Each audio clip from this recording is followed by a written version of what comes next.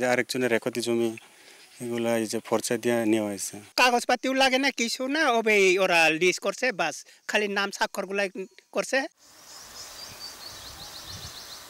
বনের ভেতরে খোলা তারে দেয়া হয়েছে বিদ্যুৎ সংযোগ। একজনের বাড়ির সংযোগ টেনে নেওয়া হয়েছে আরেকজনের বাড়িতে।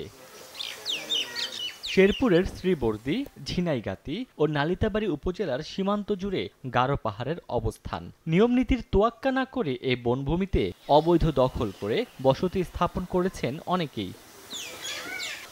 এর মধ্যে এসব বসতিতে পল্লী বিদ্যুতের সংযোগ দেওয়া হয়েছে কাভারবিহীন খোলা তারে। অভিযোগ উঠেছে স্থায়ী বসতির দলিল ছাড়াই শুধু জাতীয় পরিচয়পত্রের ভিত্তিতে বনের ভেতর এসব সংযোগ দিয়েছে পল্লী বিদ্যুৎ কর্তৃপক্ষ।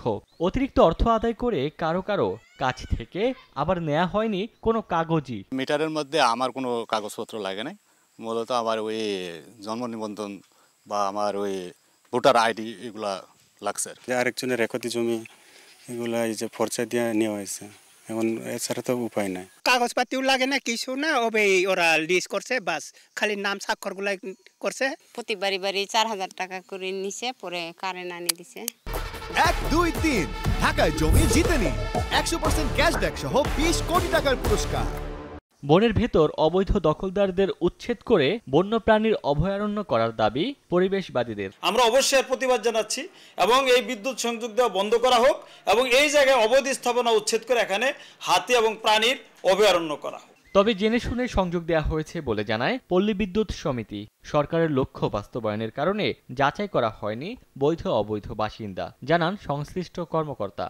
ওই বাড়িটা যেহেতু তার দখলে আছে এবং দীর্ঘদিন তার বাপ দাদা পূর্বপুরুষ থেকে তারা থাকতেছে, সেই হিসেবে সংযোগ দেওয়া হয়েছে।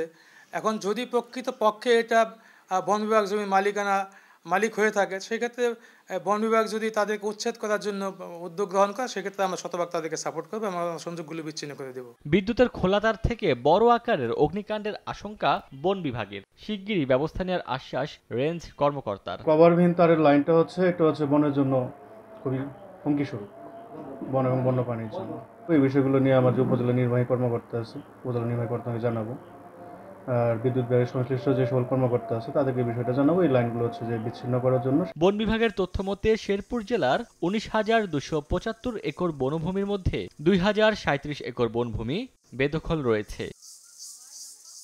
সময় সংবাদ, শেরপুর।